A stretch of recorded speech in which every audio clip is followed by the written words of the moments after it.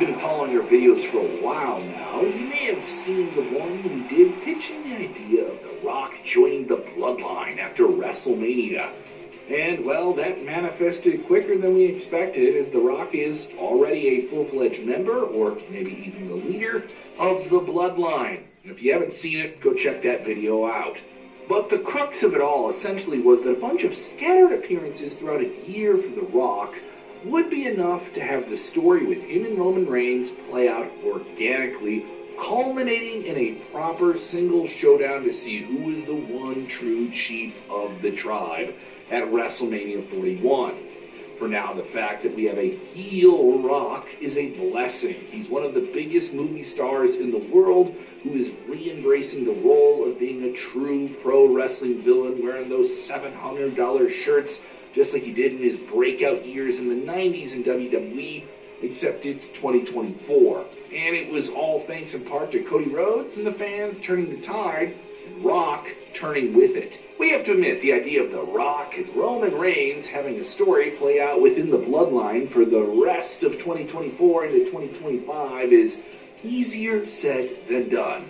The weekly TV pages turn faster and they are longer pages to fill, constantly keeping the fire burning on through social media and every other way that fans consume content, and never letting it lose steam in today's modern 24/7 media cycle is deeply challenging.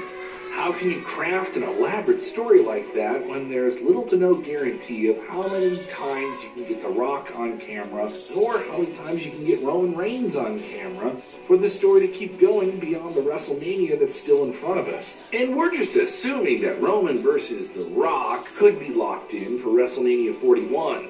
It's not that easy to have it play out every other week and drag it on that long. Yeah, with two part-time superstars. Who knows? Maybe it doesn't even happen at Mania. Maybe that's an asset to the storyline in general, that wrestling fans will just have that desire to see them when they haven't seen them in a while. There's a lot of factors and variables that are still spinning around in this entire scenario. But we can feel it in the air. You can feel that tension between The Rock and Roman. At some point, we're going to have to find out who the real big dog is in this entire situation. And it's simple. By having The Rock betray the Bloodline at WrestleMania 40.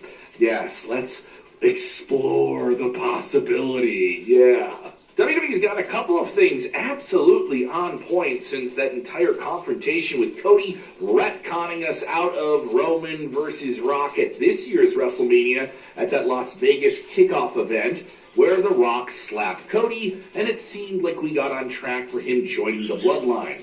First, Rock becoming a bad guy again. His persona fits like a glove and makes us way more interested in the road to WrestleMania rather than the generic good guy we've been seeing make those occasional appearances on Raw and SmackDown. And for the casual wrestling fans tuning back in to see that big movie star, wow, hey, have you seen that The Rock's a bad guy? You know, The Rock from the Fast and the Furious movies? He's a bad guy now. That appeal is certainly interesting for them as well. To add to it, his villainous turn is most likely going to make him even more popular than before. Just like we predicted in a previous Rock vs. Bloodline video. Yeah, you should seriously go watch that one too. It's going to be hard to boo him, but fun to boo him at the same time when he's just that damn good, slicing through every sold-out crowd that's been showing up for SmackDown recently with a fresh set of lines. Just like it became hard to boo him in 1999 when he broke out with this so bad he might be good type character. And that's when he was pretty damn good. If you smell what he was cooking then, and you certainly are smelling it now. This alone makes it inevitable that we're getting that Rock versus Roman clash that could be far more interesting if Roman Reigns is maybe playing the good guy role, or who knows. The second thing that WWE did right with this entire storyline is instantly create tension between Roman and The Rock on the March 1st edition of SmackDown. We already saw it before, that Roman Reigns was maybe physically uncomfortable and aggressively silent when The Rock was taking the lead on the microphone, maybe taking the lead from him. But the insecurity that's just seething under the surface that we've seen from him throughout the past 3.5 years was too strong to be held, and he forced The Rock to acknowledge